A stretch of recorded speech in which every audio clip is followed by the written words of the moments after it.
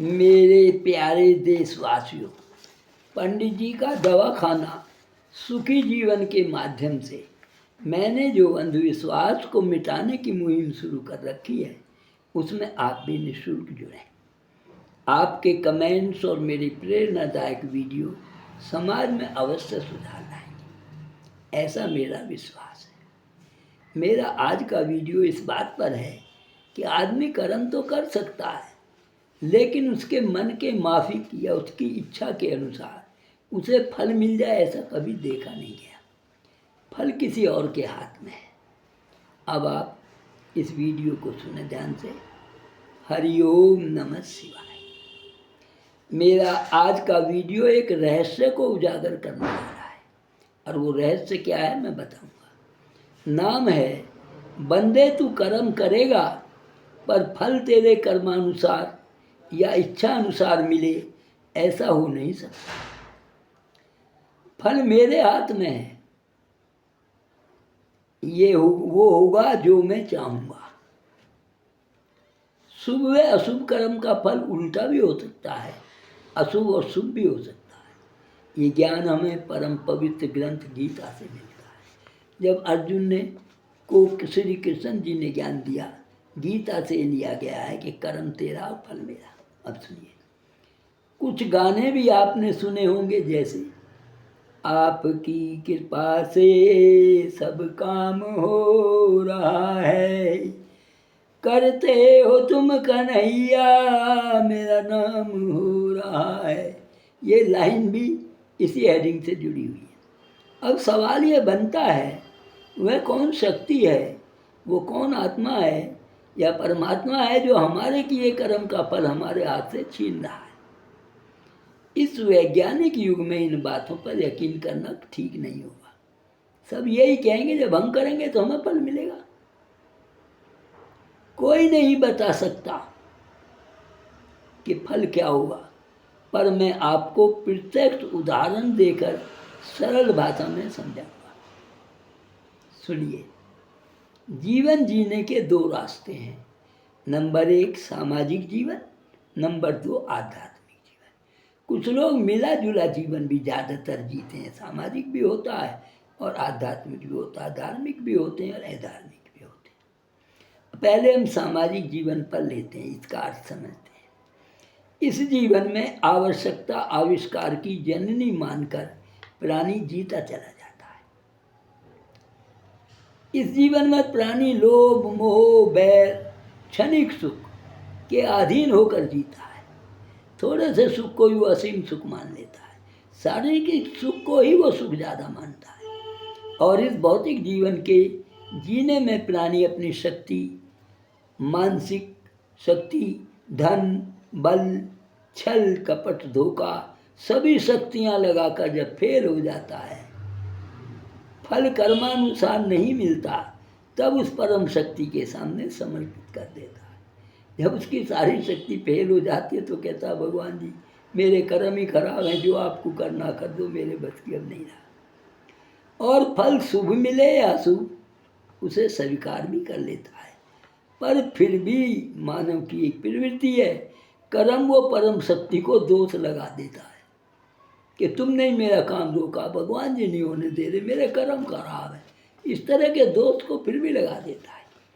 अब देखिए दूसरे जीवन को, आध्यात्मिक जीवन क्या है, इसे भी समझना होगा। इस जीवन को जीने वाले शारीरिक सुख के बजाय मानसिक सुख के साथ जीना चाहते, तो आत्मिक सुख चाहते हैं। इस जीवन को जीने के लिए लोभ मोह स्वास्थ्य लाभ हानि मान अपमान जीवन मृत्यु सभी को त्याग कर उस परम शक्ति के शरण में समर्पित होना पड़ता है। मतलब इन बातों पे समाज में जो होता है, मैं तेरा मान बढ़ा रहा हूँ घटा रहा हूँ, वो इनसे कहते हैं इनसे दूर होना पड़ेगा तुझे, तेरे हाथ में कुछ नहीं है और मेरी शरण में आ जा। और शारीरिक सुख के बजाय मानसिक परम सुख के साथ जीता है, ये आध्यात्मिक सुख है। अब आगे चलते हैं। आप सोच रहे होंगे कर्म अपना और फल का परिणाम दूसरे के हाथ वाला रहस्य तो छूट ही गया। छूटेगा नहीं, मैं उस पर भी आऊँगा। अब उसे भी समझा देता हूँ। सुनिए, एक कार है, क्या कार स्वयं चल सकती है? नहीं ना। उसे चलाने वाला एक ड्राइवर चाहिए जो चलानी जानता हो। ये भी ठीक है।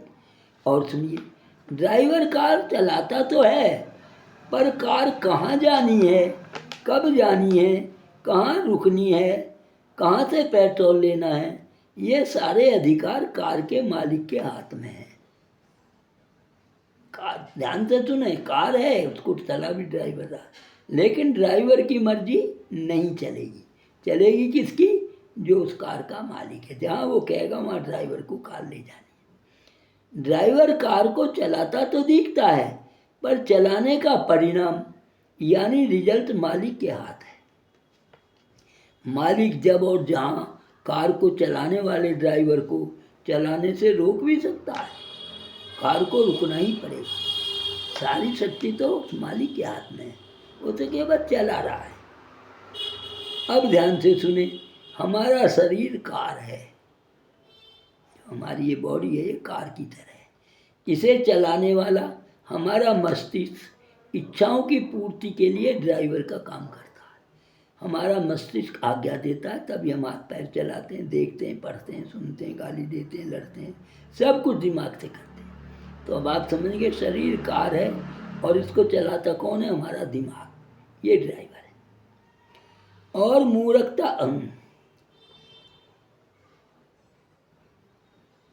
और मूर्खता के कारण अपनी भौतिक शक्ति पर विश्वास करके ये सोच बना लेते हैं मैं जो चाहूँ कर सकता हूँ। जो मनुष्य है उसकी बुद्धि एक सीमित है, उसी पे वो घमंड में आ जाता है। पर हमारा मालिक कोई परम शक्ति है, या ये मान लीजिए हमारा सांस है। जैसे कार का मालिक से कार को जहाँ कहेगा वहाँ चलानी पड़ेगी, तो हमारे शरीर को चलाने वाला कौन है? सांस, ये जो हम ले रहे हैं।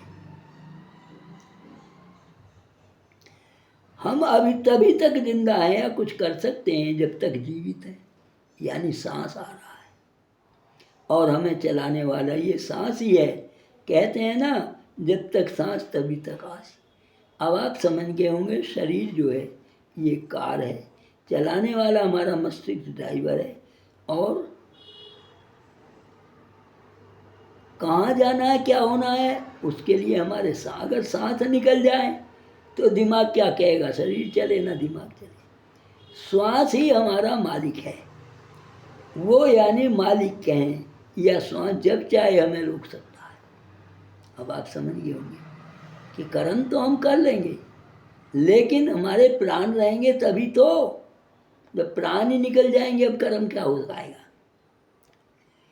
इसीलिए कहा गया है हम कर्म शुरू तो कर सकते हैं, पर वह पूरा होगा या अधूरा, उसका फल मिलेगा हमारे हाथ में नहीं। कब प्राण निकल जाए, अब आप समझ गए होंगे कि प्राणों के निकल जाएंगे तो फिर ना तो हमारी इच्छाएं रहेंगी, ना कुछ भी नहीं बचेगा, हमारा शरीर ही काम नहीं देगा। इसीलिए कहा गया है बंदे कर्म तो तू कर सकता है, तू कर्म कर और फल की चिंता ना कर, वो तेरी शक्ति से बाहर है। मैं समझता हूँ इतनी सरलता से समझाया हुआ आपकी समझ में आ गया होगा। अब सवाल ये आएगा, कर्म क्या है? कर्म वो होना चाहिए जिससे किसी दूसरी आत्मा को, दूसरे जीव को, हो चाहे कुछ भी हो, उसे कोई हानि ना हो, हमें लाभ हो या ना हो, लेकिन किसी की हानि करके लाभ होता है तो उसे शुभ कर्म में नहीं गिना जाता। अच्छा लगे तो सब्सक्राइब, लाइक और कमेंट भी करें। धन्यवाद, नमस्ते।